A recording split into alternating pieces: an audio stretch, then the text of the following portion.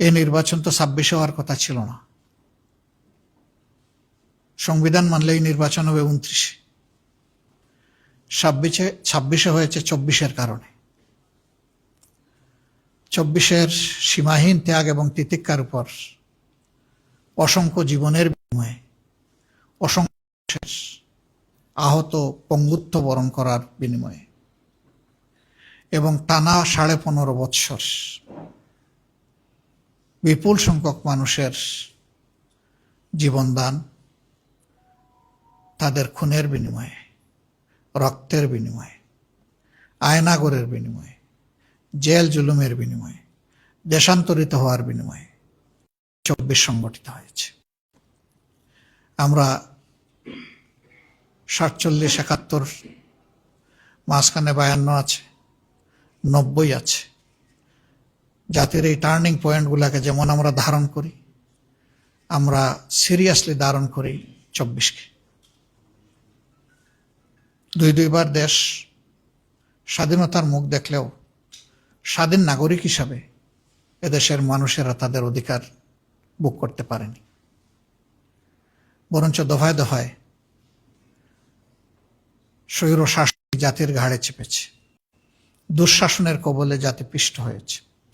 দুর্নীতির কারণে জাতি সরাসরি প্রত্যেকটি নাগরিক ক্ষতিগ্রস্ত হয়েছে। মানুষ অধিকার হারা হয়েছে, সর্বক্ষেত্রে বৈষম্য প্রতিষ্ঠিত হয়েছে। এই জন্য জুলাই উই ওয়ান্ট জাস্টিস। আমরা সব ক্ষেত্রে সুবিচার চাই, বৈষম্যহীন একটি সমাজ চাই। এই সমাজ নেই। এবার এই নির্বাচনের সাথে আরেকটা নির্বাচন হয়েছে, সংসদ নির্বাচন এবং সংস্কার নির্বাচন। যে অর্ডিন্যান্সের কারণে এই নির্বাচন, নির্বাচন একই দিনে হবে।